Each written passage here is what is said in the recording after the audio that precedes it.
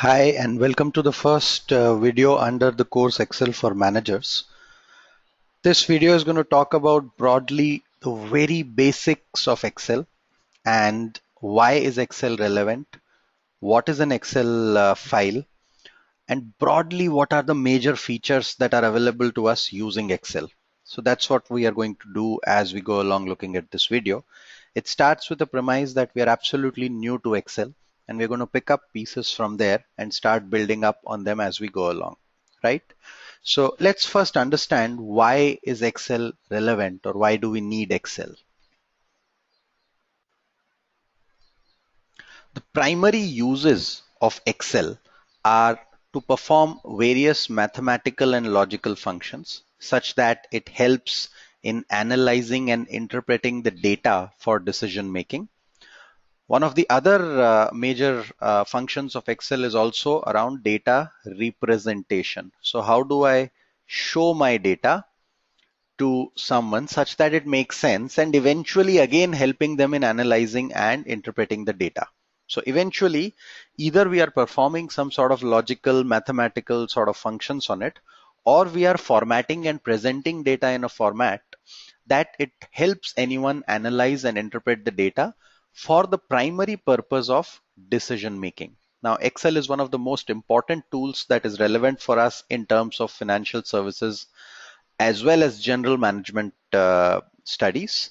Almost all aspects of a career as a management graduate will involve some degree of Excel in some form or fashion. So whether you graduate in marketing or you graduate in finance or you graduate in, let's say, HR or operations, eventually Excel is going to be very, very important for us in this entire construct of building a career. Right? Now, what are the major aspects of Excel? So when you look at an Excel file, essentially you have a workbook, which is an Excel file, just like any other file, Word file, PPT, etc. So you have something called as .xlx file or XLSX file, depending on what version of Excel you're using. But primarily XLS or XLSX is what the version would be. Within one workbook, you will have worksheets. So one workbook could have multiple worksheets. So you have a workbook which could have worksheet 1 and it could have worksheet 2 depending on what the requirement is. And then within each worksheet, you have a variety of cells which are present for your general purpose understanding of Excel and performing the functions that we see here in terms of uses of Excel.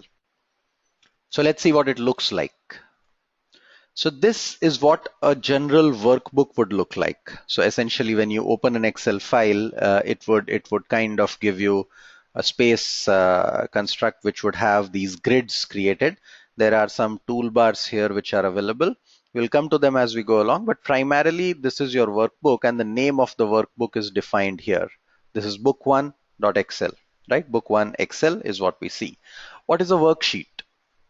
Now, within each workbook, you will see these sheets getting created. You see this plus I item here, so you can keep adding sheets. You can name the sheets as you go along.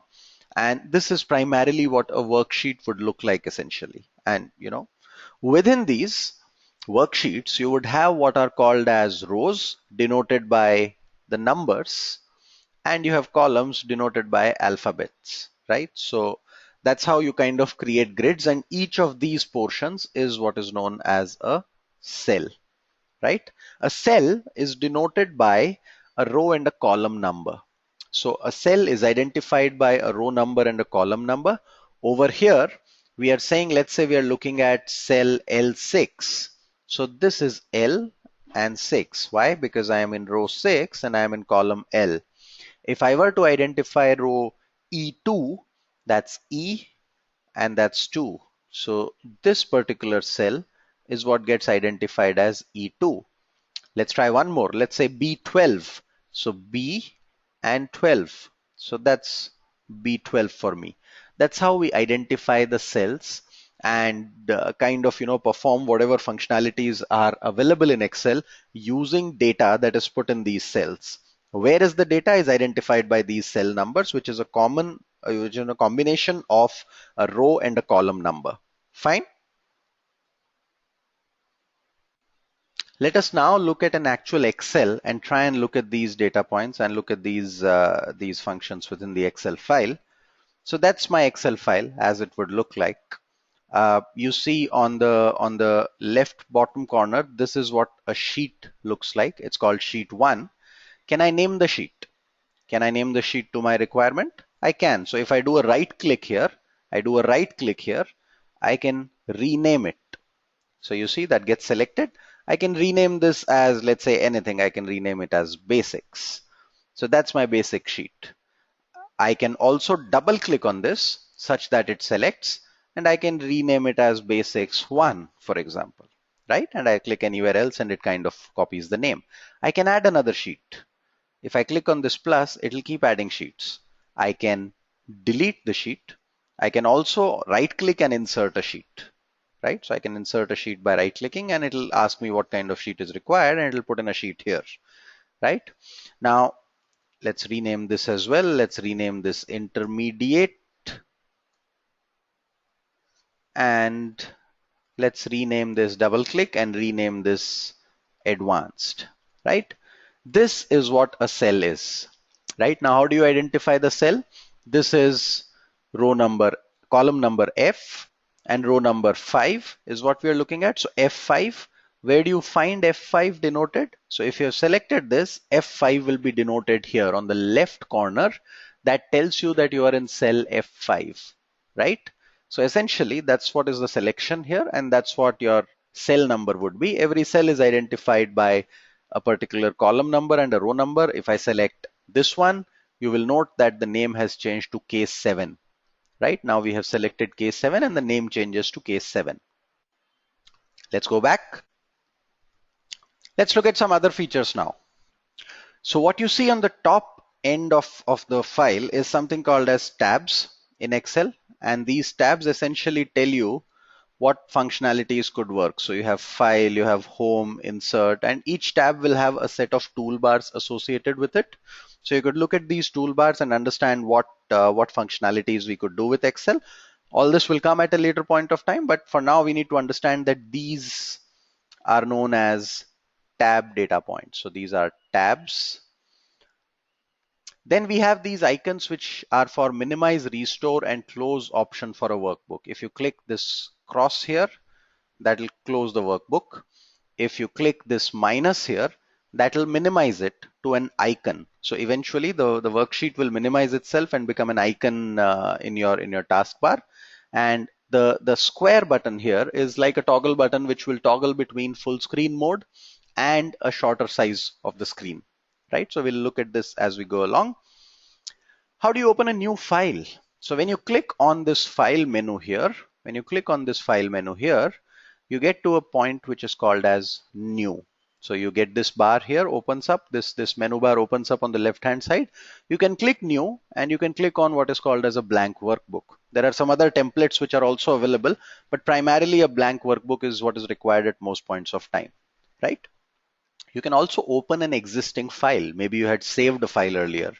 So within the same toolbar, you go further, you see open an existing workbook, and you'll have a lot of recent workbooks which are available, which would have come here in variety of functions that you would have used earlier, variety of workbooks that you would have used earlier. You could come there, or you could browse through your computer itself and open a file that was kind of stored in some location there. Now, when you keep working on an Excel file, you need to keep saving your work, right? How do you save your work? The next tab here talks about saving. So either you can click on save and the file will save itself, or simply doing a control plus S, pressing the control key with the S key would kind of save your file once, right? You can also save the file in a different location or with a different name. For that, you use what is called as save as. You will have to specify where in the computer you want to save it as, and you'll have to rename it, or you can choose the same name or rename it depending on what your purpose of saving it as is, right? So that's how you look at saving the files and kind of working with new files. Let's look at this as well in an Excel file. So when you look at this, when you click on file, you get this menu opening on the left hand side. You find the menu on new, you find open, you find save, you find save as. So you find all these segments which come up, what we just kind of discussed. Similarly, on the top end, you find this minimize bar, you find the what is called as the restore down bar. So it kind of creates a small window out of it. So you do this, it'll create a small window like this. It'll minimize the window. You click it again, it toggles it back to full screen, right? So essentially, that's what these functionalities would be meant to do. That's what Save As does. Let's go ahead. So we talked about how do we minimize it to an icon. We talked about this feature, which will first show two squares to make it a smaller window. And then if you click on this, it'll again make it a full screen. And you can use cross, which will allow you to close the file. If the file is saved, if you have saved till the final changes in the file, it will close immediately. Otherwise, if changes are not saved, in that case, it will ask you whether you want to save, whether you would like to save the changes that you have made. So essentially it's a safety feature. When you click on this, it could automatically close it, but Excel allows you to kind of first check whether you want to kind of close that file or whether you have saved all the changes that you have made, right? So that's close the file menu that comes to you. Next, how do you write content in a cell, right? So how do you write content in a cell? You can write content directly, in which you can click on a particular cell and just start writing, right? And you can also press F2 and then edit the cell. You can press F2 key and then edit the cell. You can also write through formulas. So we have a lot of formulas that are available in Excel. We will learn them as we go along during the program, but you can also click on the cell, put an equals to sign here. So you have to put equals to, and then you put whatever is the formula that comes in with the particular format of the formula that is supposed to be put. So that comes in as you kind of click it. So you can do either a direct writing into the cell or you can put in a formula that comes in. Let's look at this as well. So let's see if we can directly write something. I can click here, I can press, let's say F2, and it automatically brings the cursor there, and I will write a test. I can also just do a double click here and I can write right? I can also put an equals to here and then start inserting a function. Excel actually gives you a drop down of a lot of functions that come up, and that sum could be put in, and then I could kind of try and do the functionality could be used in this particular construct, right? So that's how we write in a particular cell. What else can we do broadly with Excel? Can we remove data from one cell and put it somewhere else? Can we simply select a cell and cut data from there, right? Cutting of data and pasting it elsewhere is what can be done. So simple control plus X will allow you to cut the data from somewhere, which is basically remove the data from there and put it somewhere else, right? So let's kind of go ahead and understand. Copy is if I don't want to remove it from the present cell, but I want to copy it in another cell, right? So I want to repeat what is written there. That copies the data and puts it in another cell. Pasting is essentially by pressing Control V, where data gets pasted into the new cell. Let's look at the basic version of this and then we get into details of pasting of data. So let's see this. Let's try and remove this data of what we have written test from D3 and put it in F3. So what will I do? I will press a Control X data point. When I do a Control X, it cuts the data. This starts blinking, highlighting it, which shows essentially that the data has been cut. You do a Control V, it puts data back into the new cell, right? This is cut and paste, right? I will undo this. If you press Control and Z, it undoes the function that you have done. You can also select this, and on the top menu bar here, you find what is called as cut. So you can cut data from here, you can bring it here, and you can paste data here, right? So it comes here. The other one is copy, which is Control C. Again, it starts blinking saying it has been copied. When you do a Control V, it does not remove the initial point. It copies and pastes. So the first one was cut and paste. The second one was copy and paste. right? That's how you can bring in more data into your Excel file as you go along. Now, when you do pasting of data, or you copy and paste the data or cut and paste data, it can be done in two ways. By keeping either the source formatting, so whatever is the format of the data, in the source from where you are copying it, it will keep that format identity intact, right? And what you can also do is you can keep destination formatting, in which case whatever is the copied data, it'll lose its own formatting identity and get formatted based on the destination formatting. Let's take an example. Let's say this is the data that we want to keep as source formatting. So I control C this or control X this and paste it. When I paste it, it asks me whether I want to keep source formatting or uh, destination formatting. It gives those options in the paste menu, and I get, if I keep source formatting, it'll come and paste it exactly as it was here. Whereas if I try and keep destination formatting, it'll remove these formats. You see, this is emboldened. This is a darker shade of the bullet points that goes off here. So this is destination formatting. What is the format of the Excel file? It copies and pastes there. Right, so more on this as we kind of keep understanding it. For now, the most important thing for us is to understand control C and control V and control X and control V, because that allows us to kind of work and format data in a much better way, a much better manner, so that we can understand it better, we can represent it better, and we can analyze it better, right? So this is a functionality that will keep getting used again and again. Let's go ahead and understand some other features. When you click on any cell, there are a variety of data points that can come on the cell as well. There are a lot of options that you see on each of the cells. Remember, a cell is a combination of a column and a row.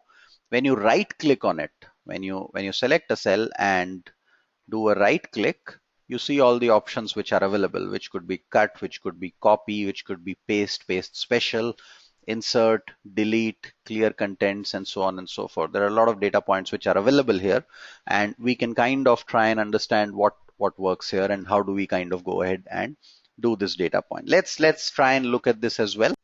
So if I select a cell and do a right click, it gives me all the options. It does not enable the paste option because I have not really copied anything. If I copy and then do it, then probably it'll do that. So I can clear contents, it'll clear the contents.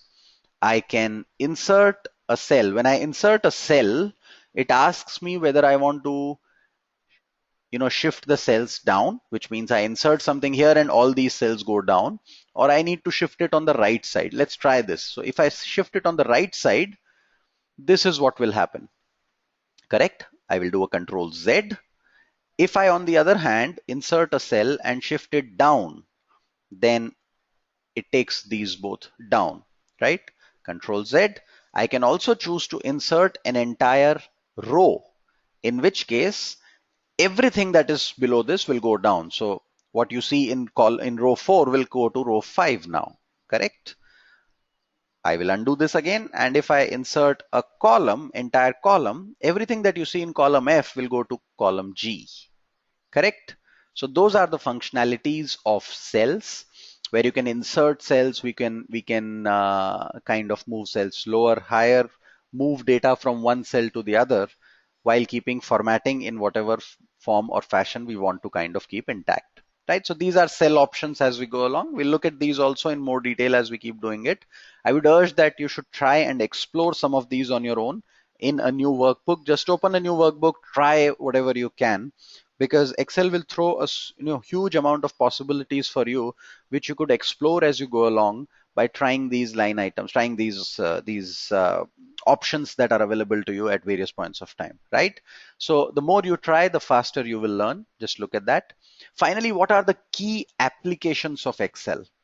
So the first application is that we will try and format data. When we say format data, we are trying to put it in a manner that is easier to look at and understand. It's easier to the eye to kind of grasp what the data is about, right? Then next you move into what is called as data analysis through tools like pivot tables. So essentially there are a variety of tools which are available, but the primary function is what we are looking at is data analysis. So we did data formatting. Now we want to do analysis on that data. you could have analyzed the data and then you want to represent it to someone. So you will represent it through either tables or a variety of charts that are available to you. And typically a lot of functions are available which allow you to gain efficiency into the entire process, right? So if there are 5 cells that I want to add up, I can either do a plus plus plus for all of them, or I can simply use a function called sum, right? So there are a lot of functions which are available. We will look at them one by one as we go along, but the primary applications of Excel would be here. And this would then extend into what is called as modeling using Excel, which could solve or break down a problem, a complex problem into smaller units, model it, and thereby try to achieve a solution for that problem. Once again, I will reiterate, whichever field of a management career you would get into, you would have to look at this being a very, very important tool to aid you, right? So that's where we end this particular video. Thank you.